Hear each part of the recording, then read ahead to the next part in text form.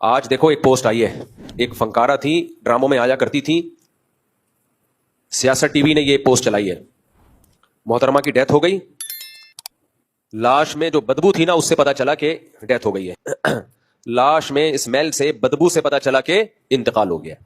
یہ جتنی سیلیبریٹیز ہیں نا، ڈراموں فلموں میں آنے والے گلوکار، فنکار، اداکار، کامیڈین جو ہوتے ہیں، جوانی میں بہت انجوائے کرتے ہیں لائف کو، لیکن ذرا سا بڑھاپا شروع ہوا، ذرا سا، پبلک بھی چھوڑ دیتی ہے، خاندان بھی چھوڑ دیتا ہے، شوہر بھی چھوڑ دیتا ہے، بچے بھی چھوڑ دیتے ہیں۔ اور یہ وہاں ملکوں میں، مغربی دنیا میں تو کامن ہے، ماں کے موت کا پتہ چلا بدبو سے، یہ کامن ہے۔ ہمارے ہاں ماں مر جائے اور بچوں کو ایک ہفتے بعد پتہ چلے کہ امی کی ڈیتھ ہو گئی ہے، بدبو آ رہی ہے، تو لوگ سر اٹھا لیں گے آسمان پہ، یار تمہاری ماں مر گئی، تمہیں نہیں پتہ چلا، لیکن وہاں سر نہیں اٹھایا جاتا، کامن ہے۔ میں نے بتایا تھا نا ابھی حج پہ ہمارے ایک دوست ملے، کہنے لگے وہاں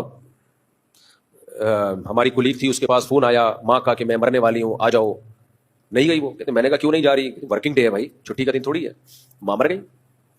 سمجھ رہے کہ نہیں سمجھ رہے؟ یہ ہے ریلیشن، اخلاق، نائس ٹو میٹ یو۔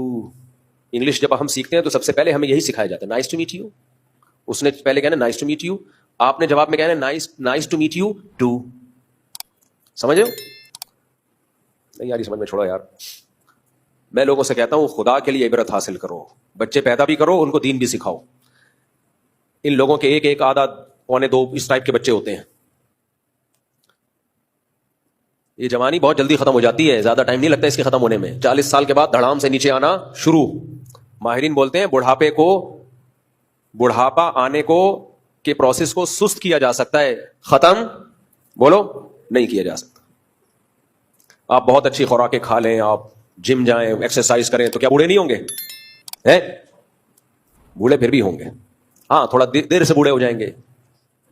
اور جو صحت کا خیال نہیں کرتے وہ ذرا 40 میں بڈھے لگنا شروع ہو جاتے ہیں۔